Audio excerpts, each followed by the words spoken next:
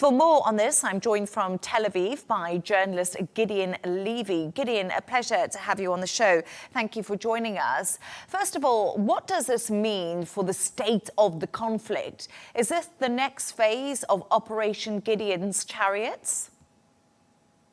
Most probably yes, unless the American president will stop it on time. Otherwise, we will face another phase of this war, which might be worse than all the others. And therefore, my expectation would be that someone would stop it. But until now, President Trump gave Israel a full green light to go on, to conquer Gaza City and to push the population toward the south, which, in other words, is the beginning of a real ethnic cleansing.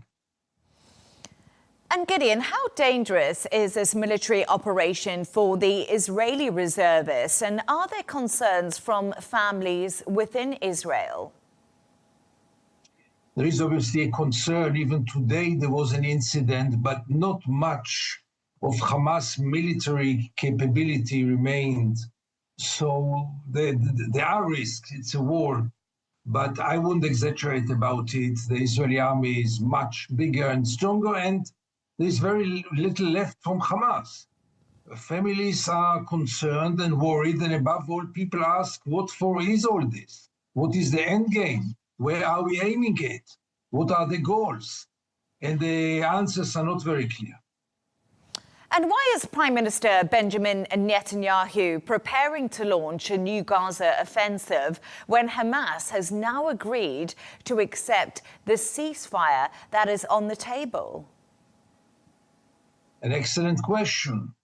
It can be only because he's not interested in ending this war. There is no other explanation, because the Hamas claimed, and it was approved by the mediators, that they agreed to this interim deal. Netanyahu, all of a sudden, who was in favor of interim agreements, is now against them. It seems that he doesn't want to end this war. Would it be because of his political survival, or because he really believes that ending the war will be half job done, and he wants really, so to say, to finish the job, ethnic cleansing or determination of the extermination of Hamas? It stays to the viewer. But the fact is that the Israeli Prime Minister is not interested in ending the war. It's crystal clear.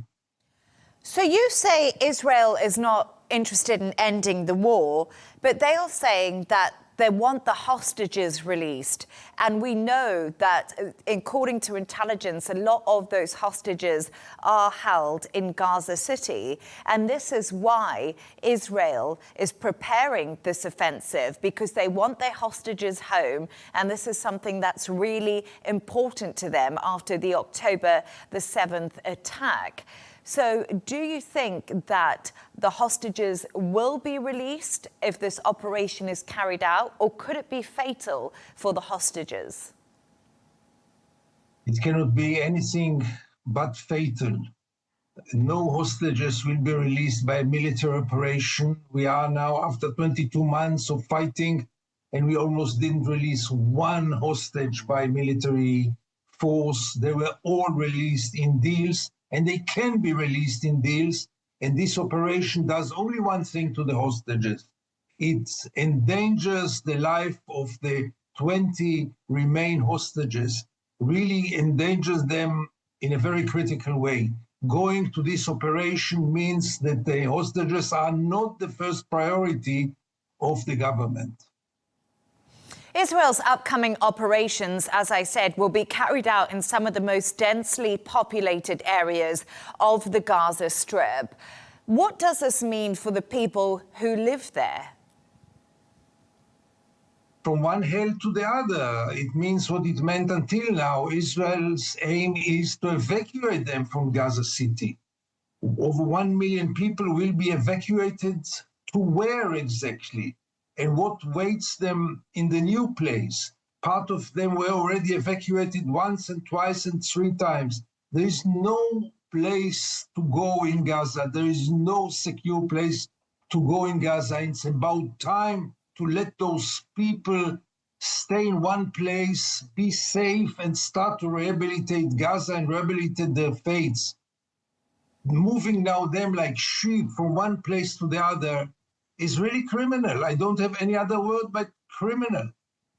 And with mounting international pressure and criticism over the humanitarian crisis we see unfold in front of us in Gaza, how much room does Israel really have to expand its offensive without risking further isolation from its allies? The only key question here is the American administration. And as long as the American president let Israel do it, Israel can handle it. The moment that Donald Trump will want it to be ended, it will end within days. But unfortunately, until now, Donald Trump seems to let Israel green light to go on with this war. Yes, there are many condemnations from all over the world. Israel is turning into a pariah state, but Israel can handle it as long as its biggest ally, the United States, continues to support it.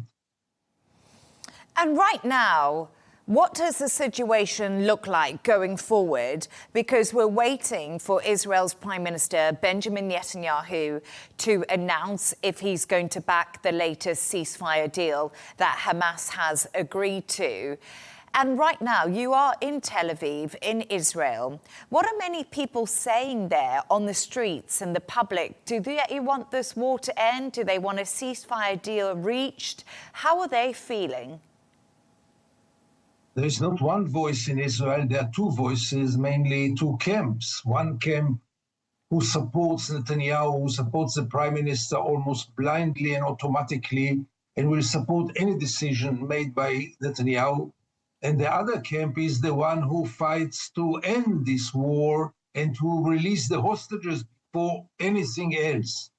Those two camps are very divided, and in the streets of Tel Aviv, there are many, many people who think that this is the last chance of the hostages, the remained hostages, to come back alive, really the last chance.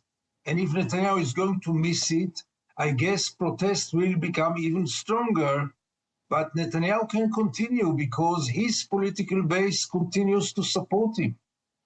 Gideon Levy, thank you so much for joining us.